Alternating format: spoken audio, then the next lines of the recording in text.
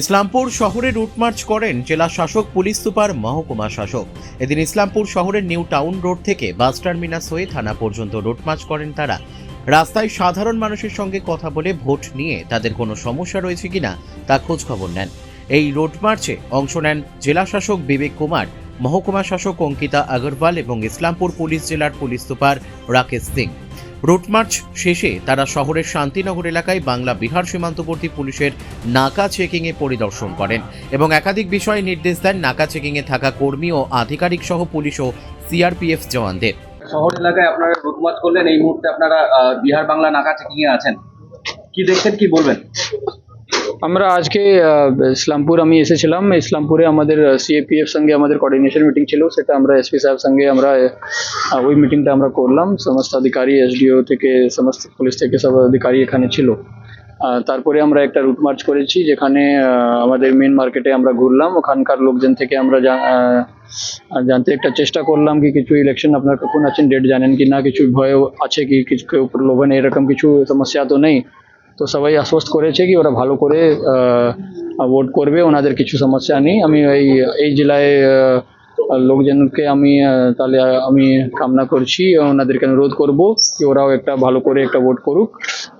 তারপরে আমরা এখানে এসএসটি যে আমাদের যে নাকা আছে এই বিহার বাঙ্গালের বর্ডারে, আমরা এখানে এসেছি। আমরা এখানকার গাড়িগুলো কিভাবে চেকিং হচ্ছে ওটা আমরা দেখছি। আমরা একটা ডাইরেকশন দিয়েছি কি এটা একটু সংখ্যা একটু বাড়াতে হবে, আর যতগুলো গাড়ি সাসপিশিয়াস লাগছে ওইগুলো গাড়িগুলোকে চেক করতে হবে। স্যার, একটা জিনিস দেখলাম যে আপনারা এখানে যে গাড়িগুলো চেক করা হচ্ছে তার রেজিস্টার আপনারা চেক করলেন, এবং আপনি যেটা এবং এসপি স্যারও যিনি নির্দেশ দিলেন যে খুব কম গাড়ি চেক করা হচ্ছে, এই বিষয়ে কি বলবেন? কম গাড়ি চেক করা হচ্ছে না এরকম নেই, গাড়ি সংখ্যা একটু বাড়াতে হবে।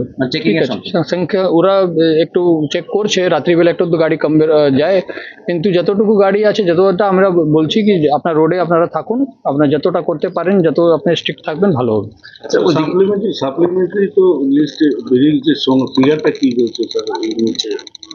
ওটা এক্স্যাক্ট আমাকে এখনো আমার জানা নেই, ওটা আমাকে দেখতে হবে। ওটা এখন ভোটার জানতে পেরেছে কি ওখানে কতগুলো ওর নাম দিয়ে ওরা চেক করতে পারবে পোর্টালে।